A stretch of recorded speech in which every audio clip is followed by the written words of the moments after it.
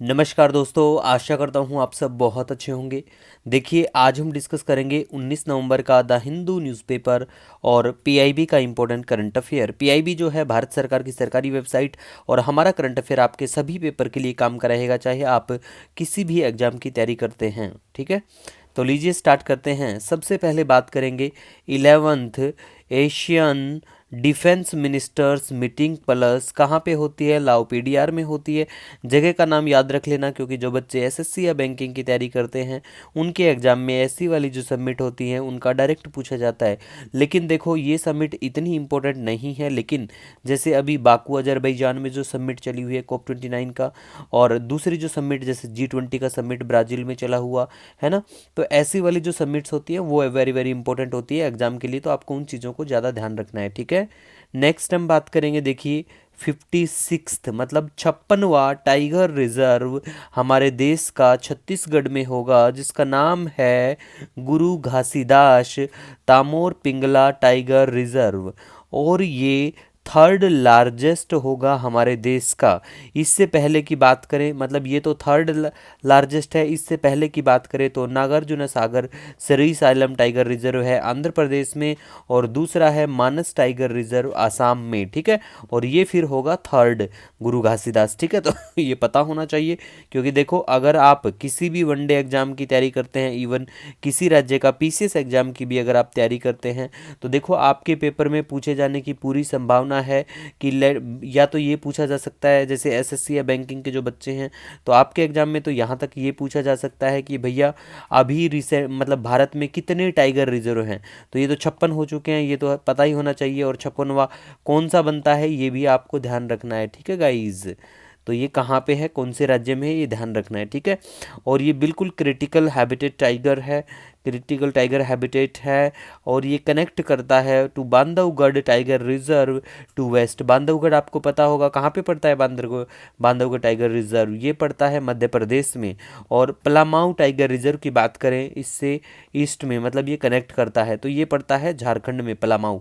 तो दोनों का बिल्कुल इनका ध्यान रख लेना। ठीक है गाइज, नेक्स्ट हम बात करेंगे अब वर्ल्ड टॉयलेट डे के बारे में। देखो, वर्ल्ड टॉयलेट डे के बारे में हम बात करें तो ये दिन बिल्कुल एनुअली मनाया जाता है 19 नवंबर को सिंस 2013। ठीक है, और देखो, accessible toilet, safe and accessible toilet, ये एज ए पार्ट है हमारा जो सस्टेनेबल डेवलपमेंट गोल नंबर 6 है, ensuring water and sanitation for all by 2030। ठीक है, तो ये बिल्कुल आपको ध्यान रखना है, और इस बार का थीम है वर्ल्ड टॉयलेट डे का toilets a place for peace. World toilet organisation की बात करें तो इसके ऊपर एक सवाल यूपीएससी ने इस बार 2024 में पूछा जा चुका है, तो आपको बिल्कुल इसके बारे में पता होना चाहिए कि वर्ल्ड टॉयलेट ऑर्गेनाइजेशन जो है वो एक ग्लोबल नॉन प्रॉफिट ऑर्गेनाइजेशन है, इंडिपेंडेंट एजेंसी है।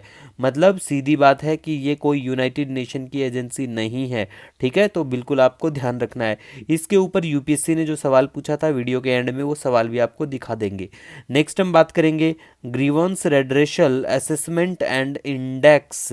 ठीक है, तो ये जो इंडेक्स है ये कौन लेके आता है? इसको डिज़ाइन किया जाता है department of administrative reforms and public grievance के द्वारा। ठीक है, तो ये याद रख लेना, पब्लिक ग्रीवेंस हमारा जो ये डिपार्टमेंट ऑफ एडमिनिस्ट्रेटिव रिफॉर्म्स है। ठीक है, उसके बाद में गाइज हम बात करेंगे one day one genome initiative. ये mainly to harness the microbial potential of India. इसको कौन लेके आता है इनिशिएटिव को? Department of biotechnology and biotechnology research and innovation council इसको लेके आते हैं। ठीक है, उसके बारे में बात करेंगे हम चिकनगुनिया के बारे में। चिकनगुनिया के बारे में बात करें तो ये एक वायरल बीमारी डिजीज है जो ट्रांसमिट होती है ह्यूमंस में through the bite of mosquito के काटने से। और कौन से मॉस्किटो से ये फैल जाता है?